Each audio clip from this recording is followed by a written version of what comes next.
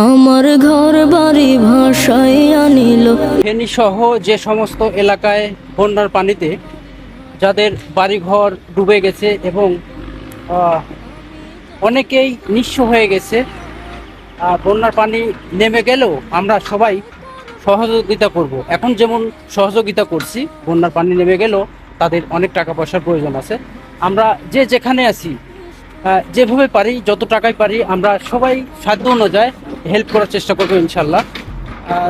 কেউ যুক্তি দিয়ে, বুদ্ধি দিয়ে, অর্থ দিয়ে আমরা সাহায্য করার চেষ্টা করবো ইনশাল্লাহ।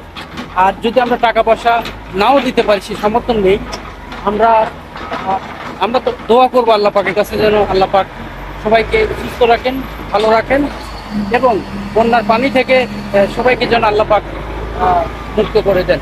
আমার ঘর বাড়ি ভাসাই আনিল নিষ্ঠুরে বন্যায়, আমার ঘর